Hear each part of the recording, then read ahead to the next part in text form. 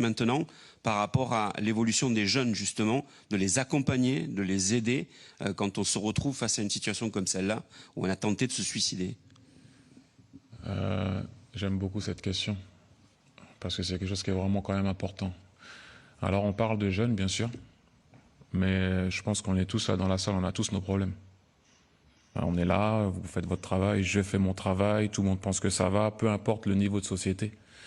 On a tous des problèmes. Des problèmes que tu as des fois du mal à digérer, que des fois tu caches, que tu montres un peu de sûreté or que c'est pas vraiment le cas, t'es pas vraiment sûr.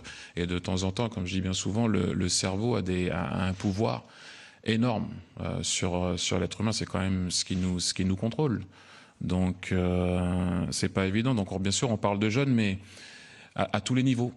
Que ce soit dans le sport ou dans la vie. C'est vrai que maintenant, c'est plus trop tabou de dire que j'ai peur. C'est plus trop tabou de dire que, en fait, là, je suis pas bien, je pense que je devrais pas jouer parce que mentalement, je suis pas bien, il faudrait que j'ai une petite pause pour pouvoir. C'est vrai qu'avant, à notre époque, si tu dis à quelqu'un, j'ai peur, ça passe pas très bien, le message, il passe pas très bien. Et puis, comment aussi c'est véhiculé? À un moment donné, si tu montres aussi de la vulnérabilité, si en face de toi, on te ne montre pas d'empathie, tu te renfermes, tu n'en parles pas, tu sais pas où aller, t'as honte. Alors que c'est pas une honte, mais le premier réflexe que tu as, c'est que t'as honte. C'est comme quand tu pleures. Je dis bien souvent, le premier truc qu'on dit, c'est excusez-moi.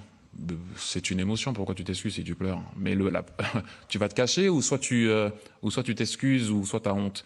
Alors que c'est pas du tout honteux, mais c'est vrai que maintenant on est arrivé quand même dans une situation où ça devrait être quand même mieux géré, que ce soit pour les jeunes ou l'athlète de haut niveau qui arrête sa carrière. Je parle de l'athlète maintenant, parce que c'est pour ça que j'ai parlé un peu de tout le monde, parce qu'il n'y a pas que le foot et les sportifs dans la vie. Il y a beaucoup de personnes qui souffrent de ça, quel que soit le niveau. Mais c'est vrai que par exemple, pour revenir, je ne vais pas ne pas parler des jeunes, mais pour revenir sur les anciens, quand tu arrêtes ta carrière, c'est le compétiteur, il meurt. C'est une petite mort. Et on t'apprend pas à mourir. Donc c'est pas toujours facile à véhiculer. Il y en a, ils partent dans certaines choses. Je vais pas les énumérer. Ça peut être, enfin bref, peu importe dans quoi tu peux t'évader. Et c'est pas toujours évident. Donc oui, avoir cet accompagnement assez tôt. Mais quand tu formes quelqu'un pour devenir entre guillemets un tueur, un joueur de haut niveau, tu lui apprends pas l'échec. Et quand tu fais face à l'échec et quand tu n'étais pas loin du Graal, c'est encore plus difficile de l'accepter. Je dis pas que c'est facile pour tout le monde, attention. Mais ouais, c'est quelque chose d'important, ça m'a touché, ça touche tout le monde, parce qu'à un moment donné, je pense que quand on l'a vu, là, quand on a vu ces images sur le pont, on s'est tous penchés sur nos problèmes à nous. Moi, ça m'a fait réfléchir sur moi aussi, quels sont mes problèmes là, à l'heure actuelle. J'en ai, comme tout le monde. On les cache, on les masque, alors on essaie de faire des choses de temps en temps pour ne pas y penser. Mais de temps en temps, il y a des personnes qui arrivent à bout, qui arrivent pas loin de...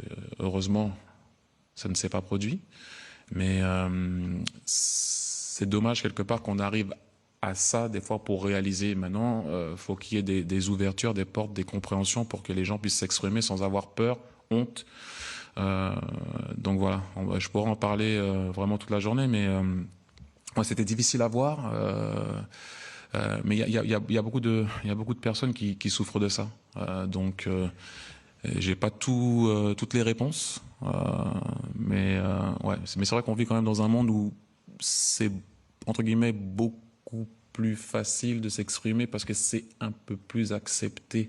Maintenant, est-ce qu'il y a beaucoup d'empathie et de compassion des fois? Pas toujours, et ça peut toujours aider à quelqu'un à être beaucoup plus vulnérable.